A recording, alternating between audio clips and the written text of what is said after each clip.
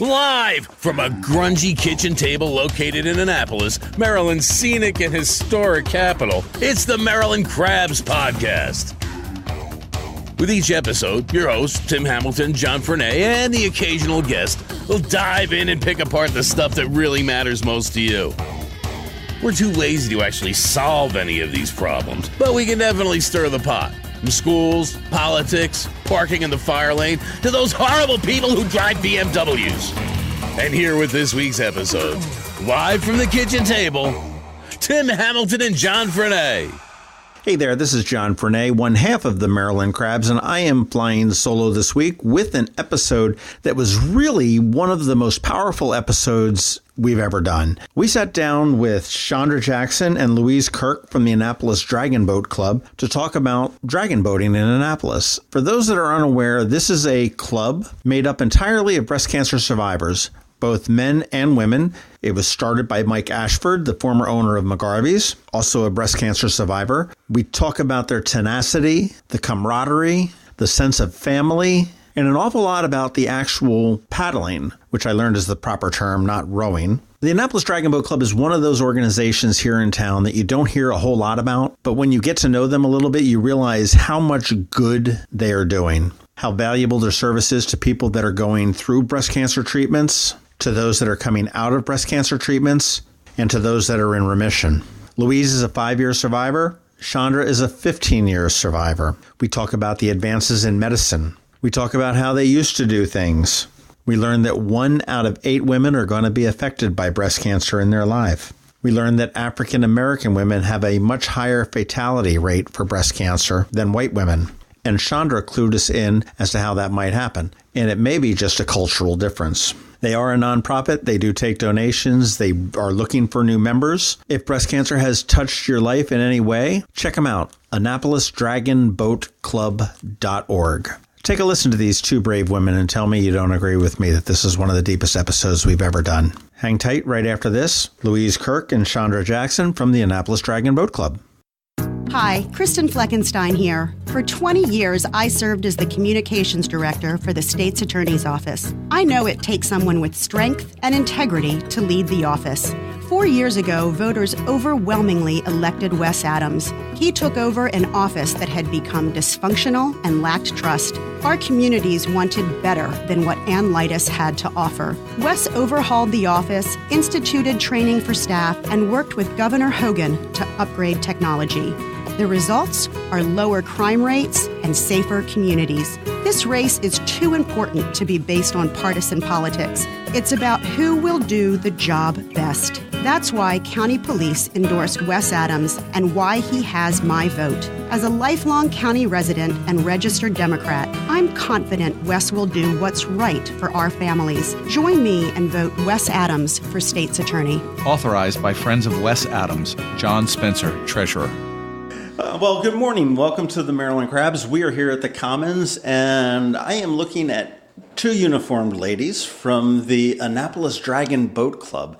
And with us today, we have Louise Kirk, who is president of the Annapolis Dragon Boat Club Foundation. I may have messed up that word. Yes, I'm actually chair of the Annapolis Dragon Boat Foundation. Okay. And we have Chandra Jackson, who is also on the board. Yes, I am. And you guys are both great participants in dragon boating. Yes, we're very active paddlers. It's a great way of course, Annapolis, how can you not be out on the water? That's really important to take part in something that's waterborne, I think, in this area. And it's a way of staying fit and, in particular, supporting breast cancer survivors. Our club is well, that was one of the things that sort of fascinated me on this, is that it's not just a fitness club. It's not you're doing a lot of good for the community. You're certainly those that are dealing with or surviving or survived breast cancer. Again, you're getting out the exercise as well. Where did this Annapolis Dragon Boat Club start with? And now this is not to be confused with the Irish Rowing Boat Club. Absolutely. Some of us are Irish even, but we're not Irish rowing. We're dragon boating. And You can't miss us on the water. We have a dragon head. It's a real dragon. Right. Now, when you're out there, the Irish rowers will have and they're actually rowing because they've got Correct. oars that are out the side, and that's I think it's called a claddagh or something. There's some Irish term for the type of boat, but it's a real big, thick boat. And you guys are more, I don't want to say an Oriental type thing, but it does have a dragon head. It's a 45-foot long boat. We seat 20 paddlers, so we sit two abreast on 10 seats, and we have a drummer at the front and a steers person at the back. It's a big boat, and each person has a paddle. Each person has a paddle, and you either paddle on the right or the left, and it's synchronized. So as the drummer is beating, we're paddling to the beat of the drum, and that keeps us together. The most important thing in dragon boating is timing, and timing keeps us together. Timing helps us win a race, and when we're out of time, that can be a problem. Okay, so how many boats do you have? Just one? We have two. You have two? Yes. Okay, so do you race amongst each other? Yes, we do, and that helps us getting the second boat, because when you're in the boat by yourselves, you don't have anybody to race against. When we race against each other, it helps us build power, and then we know how fast we can go or do what we need to do technically in the boat to help us. Now, do you race with a full crew all the time? I mean, or is it, you said it's a 45-foot boat that has 20? That's right, yes. But we have nearly 100 members, so it's in our club, and so it's a revolving crew of, depending on who's available to race and who's available to come to practice. And there are some races that we enter that are just for breast cancer survivors, and other races that are open to absolutely everybody. We were, for example, just a few weeks ago in Philadelphia, and we were amazed to see, we were in a women's race, and we were absolutely amazed to see that we're racing people who are 40 years younger than us in some cases. And they did very well. And we did well. Yes. Very well. I was so proud. I was racing with the Baltimore team, which is the mixed team, men and women. But I will tell you, I was so proud of Annapolis because they came in A minor, which is fabulous for them to be even in the A division. It's A, B, C, and D division, and they really did well. Racing against the women's team, and they were really some heavy hitters. So I'm very proud of them. So I'm getting the jive that this is sort of like college that hasn't ended. I mean, this is a serious sport with, Louise, you had mentioned, you've got practices and availabilities and divisions and, 40 years younger and seniors and, yes, and what? Well, there are, the different people have joined our club for different reasons, and some people have, particularly, I'm in my early 60s, so that's a generation of women who never really got to compete seriously in college. For many people, they didn't feel that their sports teams were supported enough, and so this is a time for them to, having taken having taken all their kids to all their sporting events, exactly. They're now going to their own sporting event and really taking it seriously, being serious about being coached and really working on their own fitness. And so some people are really competitive. Other people join our club having been drugged through this endless regimen of chemo and radiation and surgery for cancer, and just need some harmony of going out on the water and meeting other women who've been through a similar experience to them. And they're not competitive, and that's fine. We join for different reasons, and it's a great collective. Well, one of the things, obviously this is a huge bit of therapy in any number of ways for breast cancer. And we know that breast cancer affects primarily women. Men, that's right. No, men not so. So is the club primarily a women's club? Actually, no. We'll take anybody. Because that's illegal. But now I will say something about me personally. The chemo affected my heart. So, literally and physically and mentally, dragon boating has saved my life because of the strenuous activity.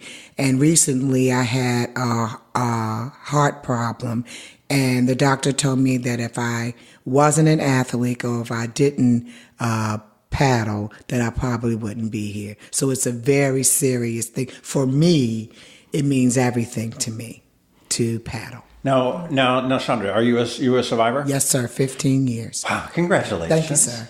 And I mean, again, I know that part of the motion that you go through with paddling a dragon boat is good for the physical recovery off of, whether it be a mastectomy or something along those lines.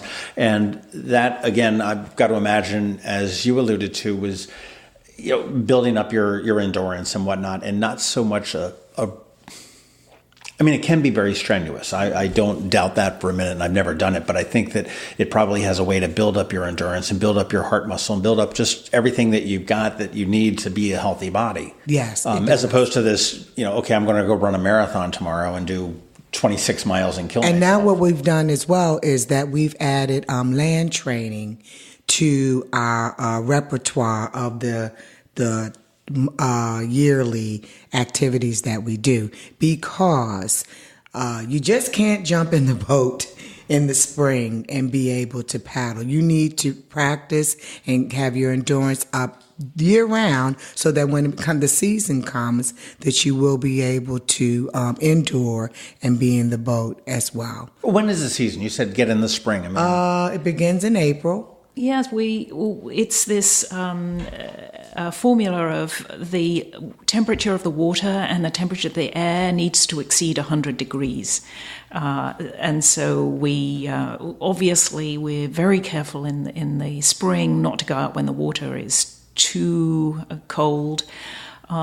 Just in case we tip the boat. We've never actually tipped the boat, but safety is our most important priority. Exactly. Mm-hmm. So we do get out there just as soon as we can in the spring. And stay as late as you can in the fall? And stay as late as we can. We hate for the season to end, but it does. Yeah, no, we're still paddling right now on Saturday Thanks to mornings. 90-degree October. Right, yes, exactly. We're not mad about that. But we can't paddle in the evenings because our paddles are usually at 6 o'clock, and it's dark now at 6:30, so we don't have lights on the boat.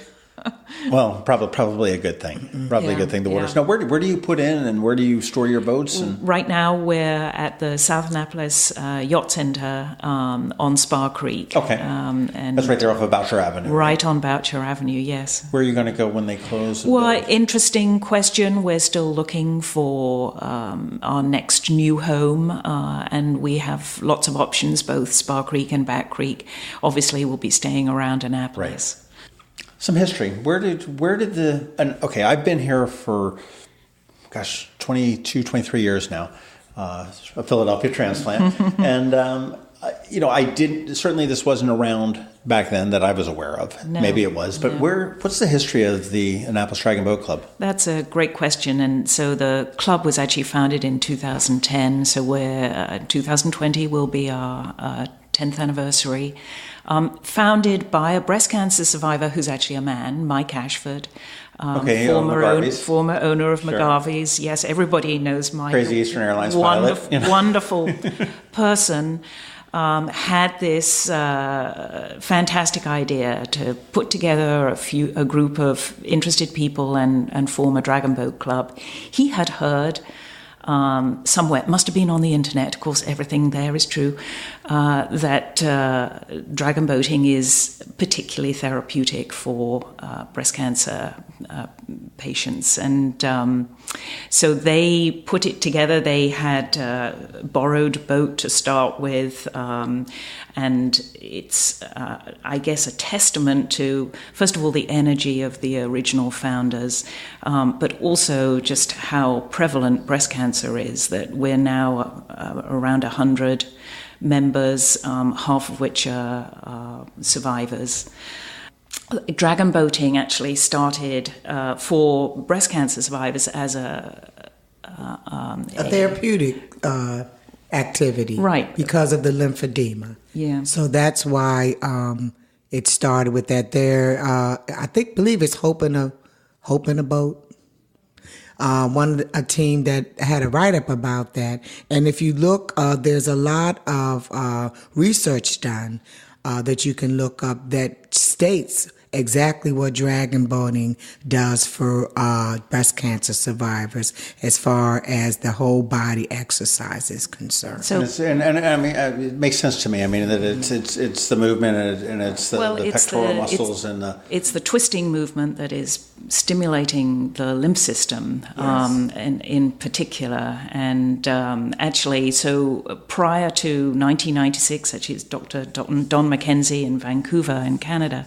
Prior to 1996, the standard recommendation was that women or anyone who's had surgery should not have any upper body exercise at all because of the risk of lymphedema, which is the swelling typically when of you an say upper exercise body, is that ever in your life? So that was, we've had the surgery. Never lift anything heavier than 10 pounds ever in your life again. So that was what patients were told. And so this Dr. McKenzie, an exercise scientist, decided to do a little study on what would happen if they did the exact opposite, to stimulate, to really get moving and exercise the upper body. And so because he was Canadian, I guess, he wanted to get everybody in canoes. And that was very difficult to track as a study because you had different people going in different directions. So he saw a dragon boat and thought, that's great. 20 people all in one place at one time, that's an easy study. So that's the first dragon boat team was formed there. Mm-hmm. And we actually raced with that same team in Florence this summer in the International Breast Cancer Paddling Commission races. How did you fare? We did great. It's actually a participatory festival. The theory being that we've already won because we're still alive. Right. But we did really well. It was a 5-day event. It's basically like the Olympics of dragon boating. We had a fantastic parade of nations. We met people from all over the world. More than 3,000 athletes were together at one time. And the main thing with that is that when you go to something like that, it's really tear-jerking because you see over 5,000 people that are just like you. And sometimes you feel like you're out there by yourself. But when you're there, especially going to Florence for us, it's really overwhelming. And we had some people that had come for the first time, and that's all that they can remember, just the camaraderie and the sisterhood that was there for the... Is dragon boating primarily, it sounds to me like this is like an ancient, it is an ancient sport, 2,000 years old. It's based on a myth, an ancient Chinese myth. Water dragons are not fierce. Water dragons are protective and friendly. That's the theory, and there are apparently dragon boating is the second fastest growing sport in the world, but the fastest growing water sport in the world right now.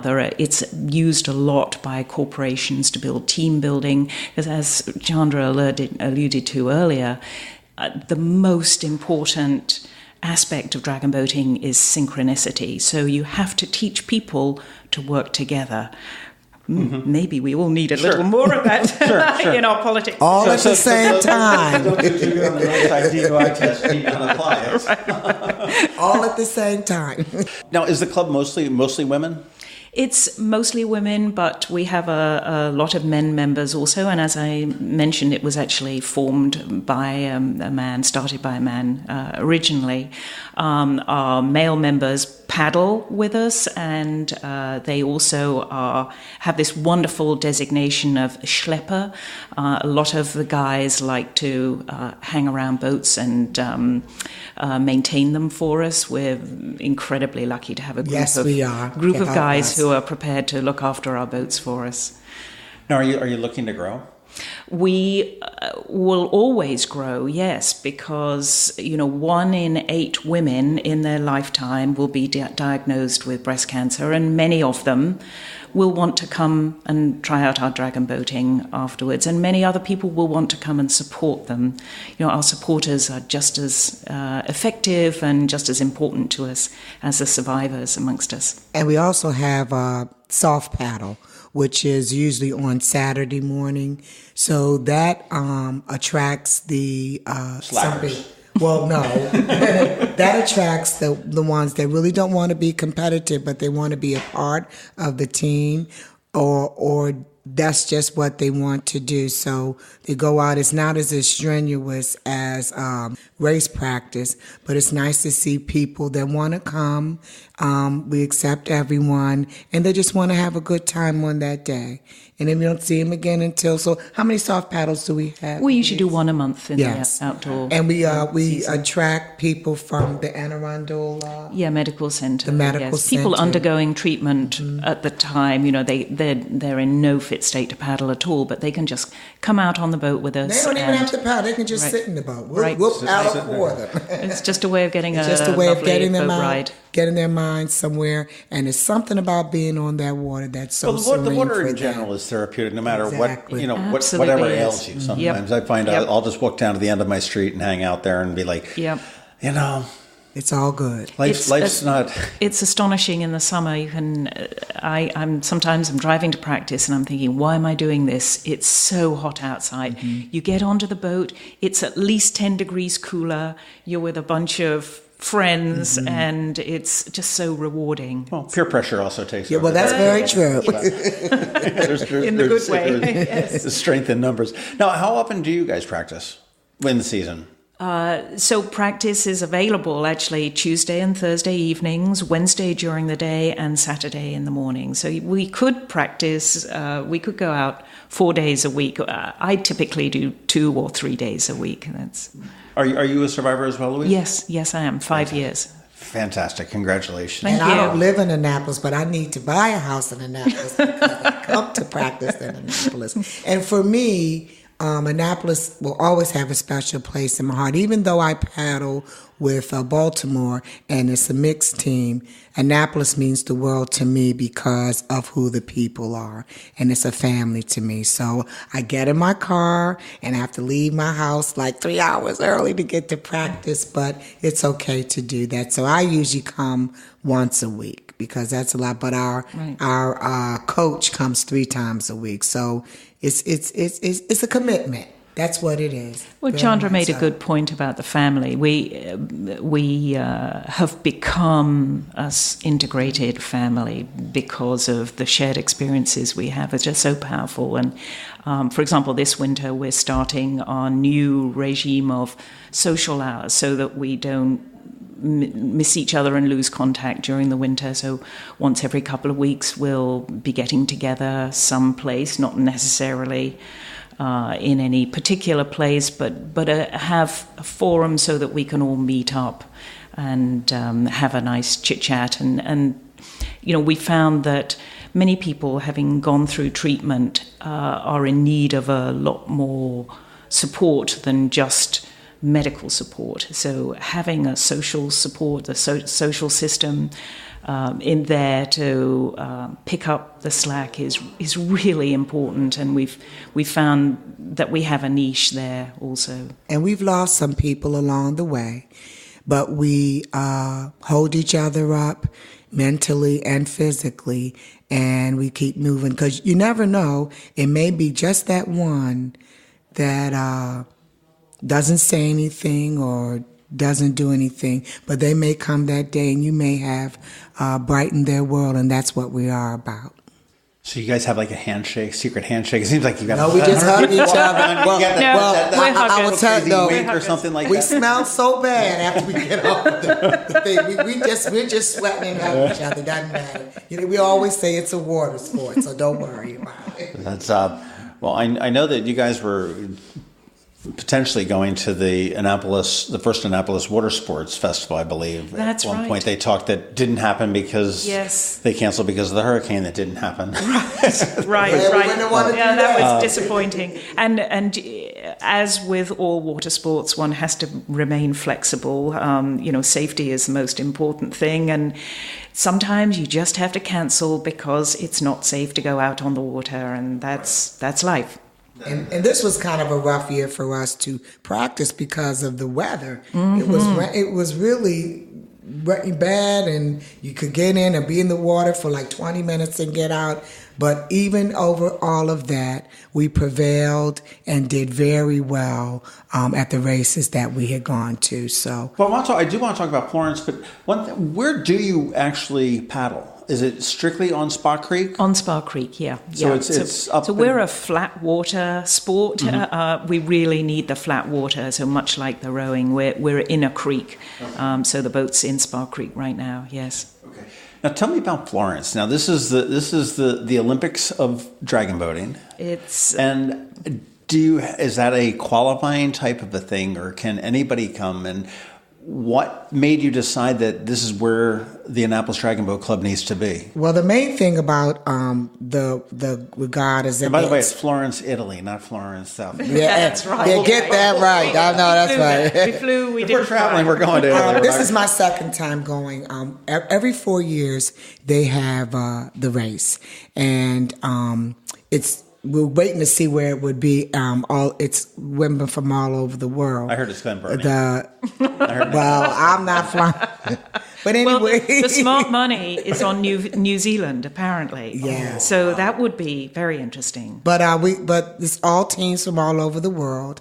And we decided, I did Sarasota, and that was so much fun. So after that, we decided that we would go to Florence. We had fundraisers and did the things that we needed to do to get there. But I think it's most important to do that because we are the United States, yes, but there again, too, you think that you're alone, and there's so many other people all over the world that have suffered this disease. So that's why we go. And how many? 52 of our... We had our contingent from Annapolis was 52 people. Yeah. Yes. Yeah, we had 128 teams from throughout the world. The Australians are always very well represented, and Canada too, and Canadians. Yeah. Yes. Well, what now? Do you take your boat to Florence? Or no.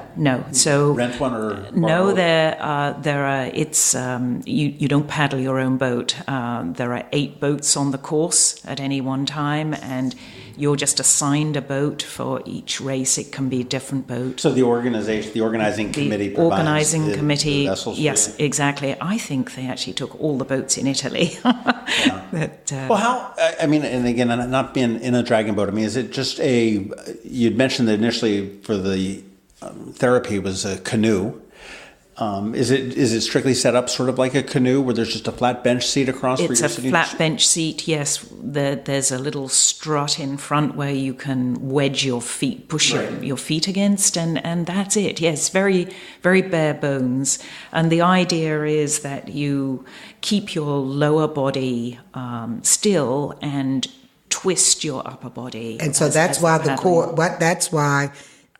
main thing that we do with land training is we work on the core, because you're going against the grain. You're actually lifting your body up to move the paddle. Something that you don't walk like that, it's something. Yeah, it's a very strange action. So sure, you're doing full circle. You're bringing it up over.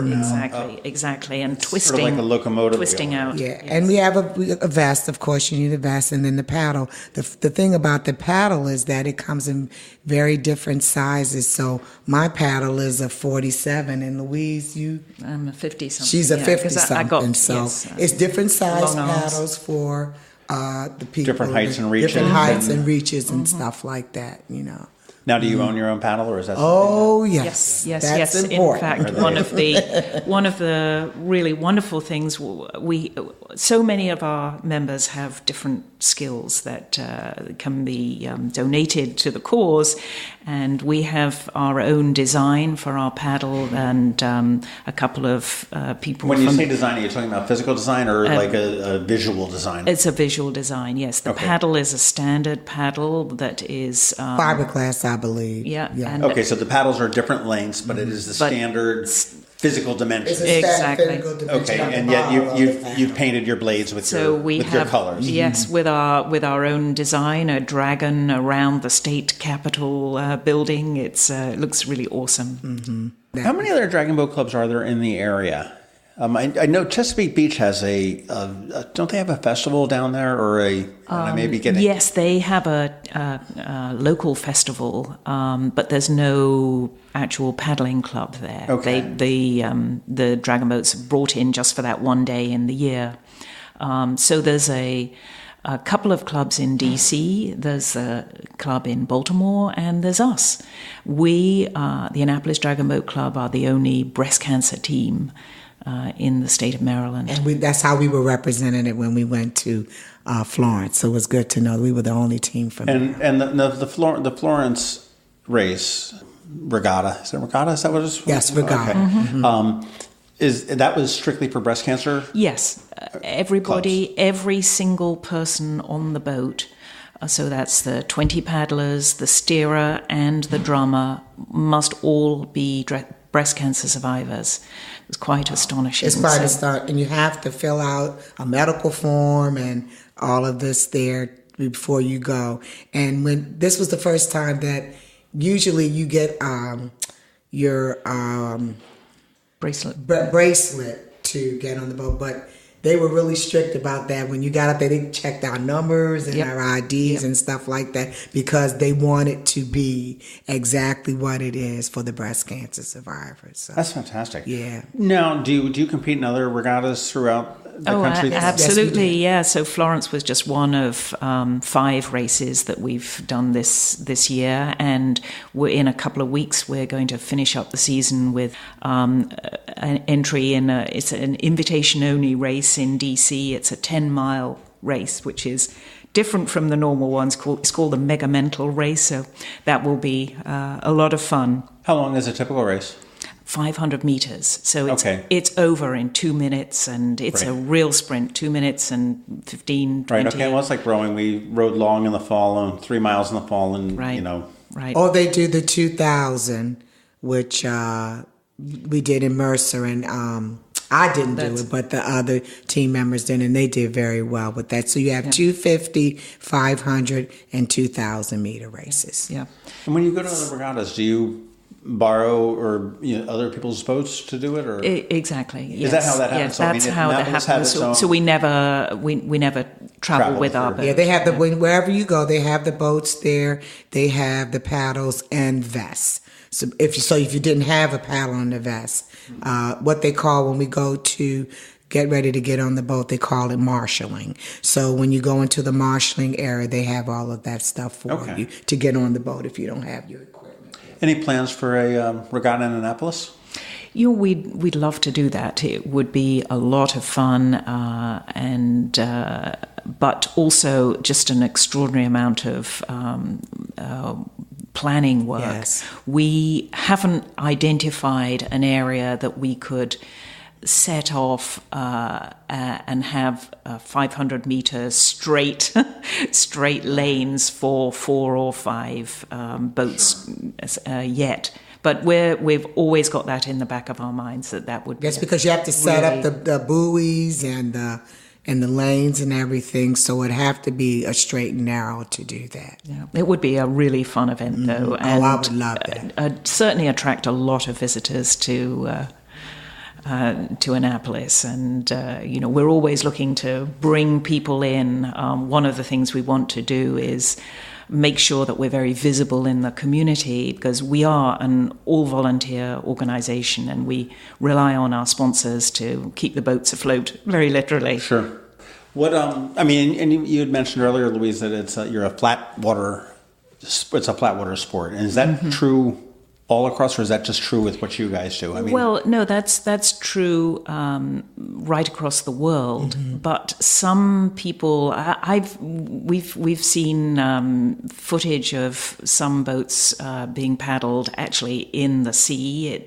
It would scare a lot of our club members to be that at risk of falling in. I guess it's a lot of a factor of where you live. Exactly. If the only water that if you don't have any protected little spa creek, then you row in the open Chesapeake Bay. Well, we're immensely lucky to be able to paddle in somewhere like Spa Creek. It's just incredibly beautiful. That if you live in Hong Kong Harbour or adjacent to Hong Kong, you're going to paddle there. And if you get run over by the ferry, that's I've seen that harbor. That would be a difficult one to. There is a huge competition there every year, and it would be so fun to go. That's another possibility actually for the Breast Cancer Paddling Commission races because there are a lot of Asian teams. They are. Yeah. Mm-hmm. It's a beautiful city too. Yeah, I'd go in a heartbeat. I would too. It's a beautiful city. So, you are a 501c3. Correct. And if I got my initials straight, I know you're a nonprofit, so you do take donations. Obviously. We absolutely take donations. Yes, the point of the club is that we keep the dues for the membership very low. Many people coming out of treatment find that it's not just their health, it's also their bank account that has taken a bit of a hit. Any kind of a major medical thing, regardless of the Cadillac of insurance that you may or may not have, is devastating in so many ways. It really is. And particularly, unfortunately, for women, it is extraordinary how many women lose their main social support as well. It's a cause of many marriage breakups, and that's very sad, and again puts financial strain on people. So we make up the difference between what it costs to run the club and what we get in dues by sponsorship and asking people to support our great cause. And then hence the trip to Florence and whatnot there. Yes. Membership. You want more people to come and join? We always are looking for more members, because we love the sport and we want to spread the news. It's not, you're talking to just me and Chandra, and we're ladies of a certain age, but we have younger members too, and our youngest member, I think, is in her 20s, and our oldest member is in her 80s. In her 80s. Yep. So and men and women, we don't discriminate against anybody. Not at all. And you said the youngest members are in their 20s? Correct, yes. Can children do it? I mean, I'll say teenagers or... Teenagers, yes. We have a insurance restriction. No one under 13 can get in the boat, paddle Stupid with us. Insurance companies. Safety first, but it's important to just, have some rules. So that's the reason for our 13 limit. But yes, and we have taken... all kinds of visitors out on the creek. It's a great way to show people the creek, particularly visiting Annapolis. Well, one thing, and Chandra, you might be able to address this. I do know that obviously we spoke about that breast cancer tends to affect women a lot more than men, just by leaps and bounds, and that from a fatal aspect, African American women have a tendency. I don't say a tendency, but the statistics show that, they're more susceptible to having it be incurable. And the thing about that is that in the African American community, they don't want to face. I'm going to tell you a story. I had a cousin that eventually died, and she had large breasts, and she was very proud of it. And a lot of African American families, they don't want to talk about illnesses and mental illnesses and stuff like that. It's just, it is what it is. And she died. But when I got sick, my family was like, you have to do what the doctors say. And that's exactly what. My mom died of breast cancer, so I'm quite sure that mine was genetic. But back then, you would go to the doctor. They would say, you had breast cancer and they cut your breast off, and then there you go. The main thing with an African American culture is that we have to give them education. Education is the key, because a lot of them don't know anything about it or don't want to learn about it, and then it's that fear of what you have to go through, the chemo and the radiation. So I am a part of some clubs in Baltimore City that work with the African American community to promote education for these women that are just ignorant to it, because no one wants to talk about it. Like in the African American people, they don't want to talk about mental illness. It's just a stigma there for some reason, and that's something that needs to get over. Oh no, we need to get over it.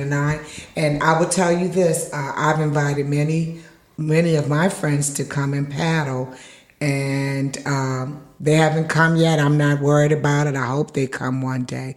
But it's all about education, and if I can do that to help save somebody's life, then that's what I'm going to do.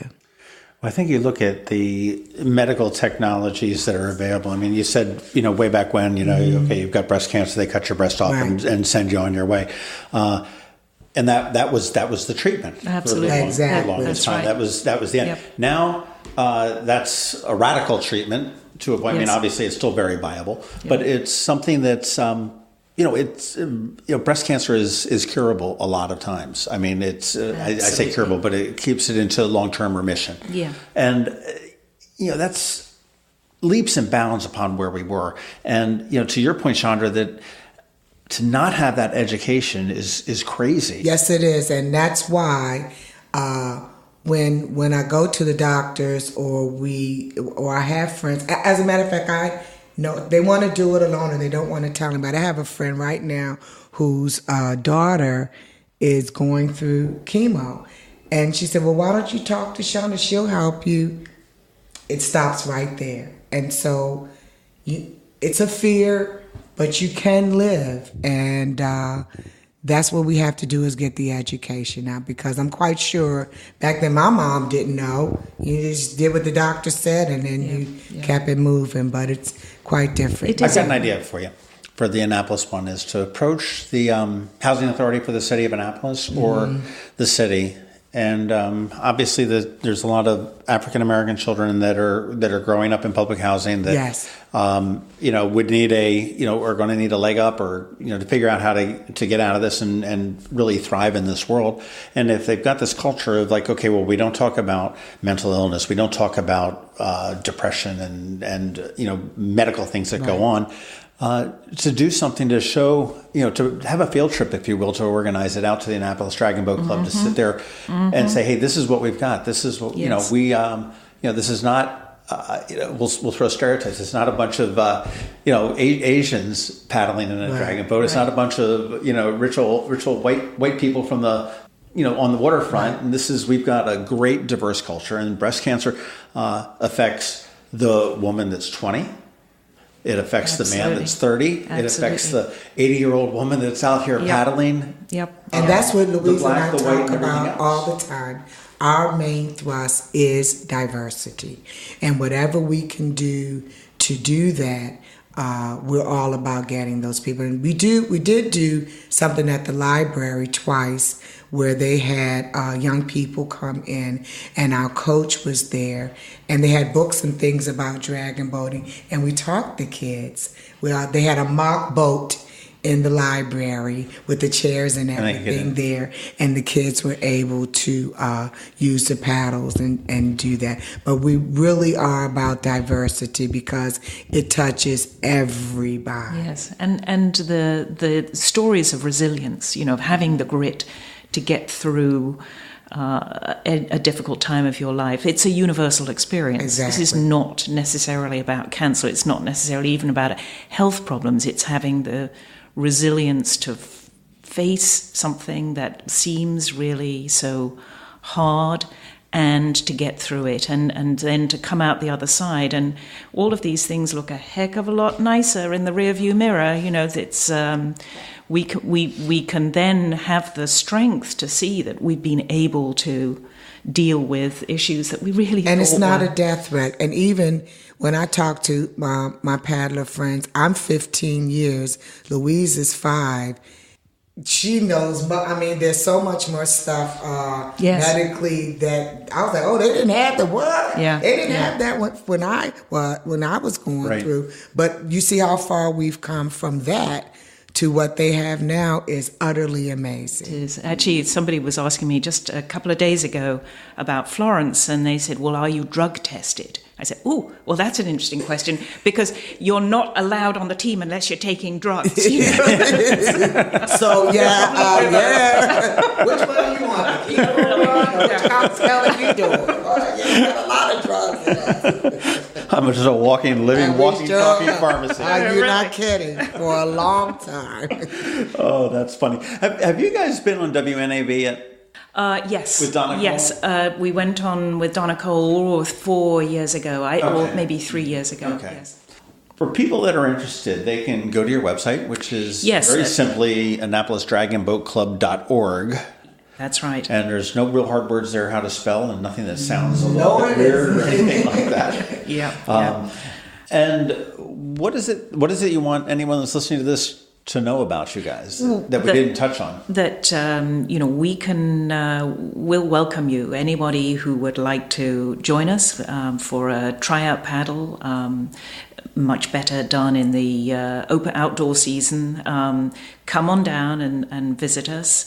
Also, if you have gone through cancer treatment, or you know somebody else who has and you're a supporter, contact us if you think that we can help you, because we are absolutely dedicated to help members of our community who are going through health issues. And we have that listening ear, and we have that family, and we have that camaraderie. And come on down and check us out. I'll tell you, there are a lot of resources, and this is one that I didn't necessarily know about, but Wellness House is another one in town that does sort of Wellness House is terrific. Kelly will kill you for this, but it's Ronald McDonald House for cancer patients. Mm-hmm. However way we put it. That's right. Yes. But I mean, for those that are suffering from cancer, whether it be breast cancer or any other cancer, I mean, there are plenty of resources out there. I do encourage everybody to reach out for them. But people don't. That's what's so, you say there are plenty of resources. It's so hard when you're going through treatment to take that extra step, because if you're going through chemo, you don't necessarily have the energy to pick up the phone and go somewhere. For example, I never went to Wellness House. I know now what fantastic programs they have, but I never went because I was lying on my sofa and I did not have the energy to get out and go to the Wellness House, which is so close to me. And I joined the Dragon Boat Club after three separate people telling me I really needed to do it. It was finally my wonderful physical therapist at the Annapolis Lymphedema Center who said to me, you really have got to go because they're great people and you'll get some great exercise and it will help the lymphedema. I went because it was going to help me in terms of my health. And I found this other family and the supportive environment that I didn't know I was looking for. And really, that's the point of it. And that's why I'm so passionate about passing that on, having seen how helpful it is. And I'll tell you, my coach is my husband. And I will tell you why. When I tried out, I was at my friend that I was telling you about, asked me to come, and I came to an open house in Baltimore. And I went, and I was like, I'm not going back. And then I had foot surgery. And I was like, I'm really not going back. But they kept sending me emails, please go back, please come, please come. And once I did that, I've never turned around. I was never a team, a sport in high school or in college. And I'm on a team. I have team members. I have a uniform. Yes, you do. I'll vouch for that. You're Yeah. I have It's to an come awesome to uniform. practice. And I never, even though my ride is a long way, I never complain about driving down because I know where I'm going and I know what I'm doing. And that means a whole lot to me as far as me coming from Baltimore to be a part of the Annapolis team.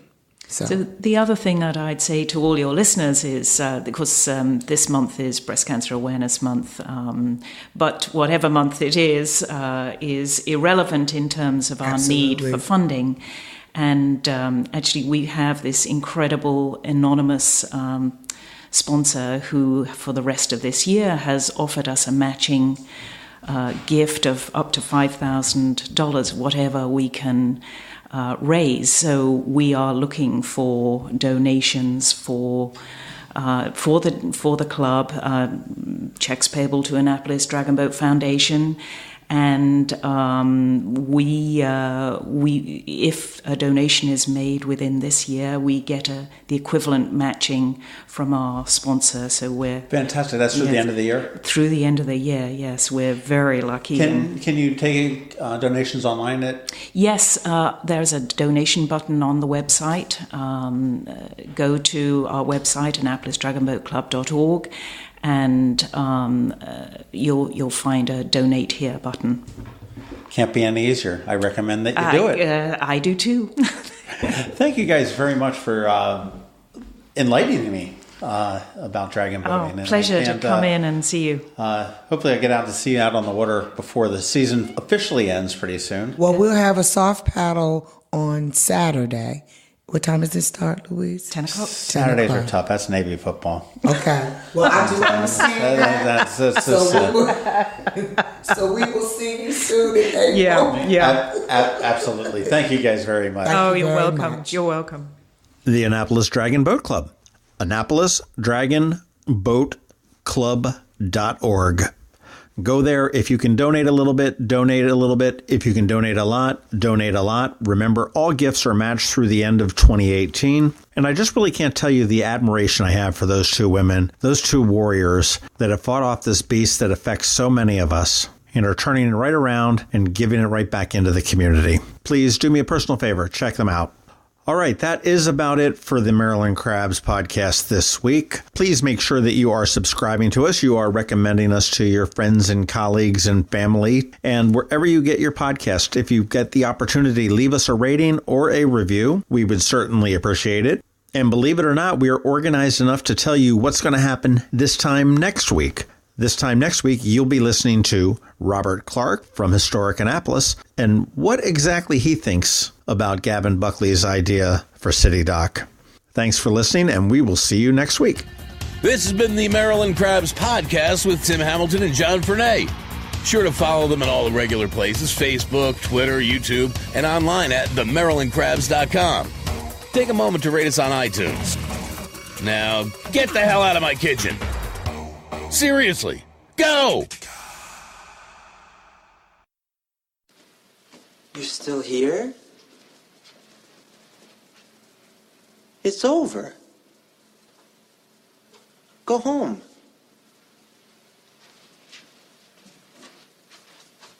Go.